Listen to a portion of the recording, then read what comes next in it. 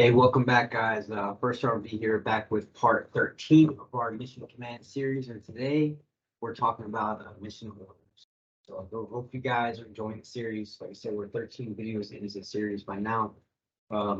Yeah, so let's go ahead and jump in and talk about some mission orders. All right. Mission orders, right? So an order is a communication, whether it be verbal, written, or signal, that conveys instruction from superiors to subordinates. We all know the 5-paragraph format, which is situation, mission, execution, sustainment, commander signal, right? This is the standard for issuing Army orders. Army commanders issue orders to give guidance, assign tasks, allocate resources, and of course, delegate authority. So mission command requires commanders to issue mission orders. Mission orders, like we talked about, are directives that emphasize to subordinate the result to obtain, not how to achieve them. Right? So that's important. Mission orders enable subordinates to understand the situation, their commander's mission, intent, and their own task. Subordinate commanders decide how to accomplish their own mission. So when we talk about that, like we had a chance to look at the previous video, we talked about commander's intent, right? So the commander's intent, the concept of operations, set guidelines by union of effort, while allowing subordinate commanders to exercise initiative in planning, preparation, and execution of the operation, mission, or task.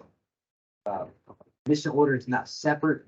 It's not a separate type of order. Rather, it's a technique for writing orders that allows subordinates maximum freedom of action, accomplishing these missions. Mission orders should state the mission, the task organization, the commander's intent, concept of operations, tasks to subordinate units, minimum essential coordinating instructions. Tasks to subordinate units include all standard elements, and this includes the who, what, when, where, why, and how, with particular emphasis on the purpose of why. So when we talk about mission orders, it should focus on the essential task the subordinate is to accomplish. It's not an extended list of every task the unit may be required to accomplish. Okay? It should never repeat items that are part of the standard operating procedure or commonly understood by the force. Mission orders should contain directives to support subordinates that dictate how a task is to be accomplished. That is the problem of the order. So mission orders contain the proper level of detail in context for a particular situation.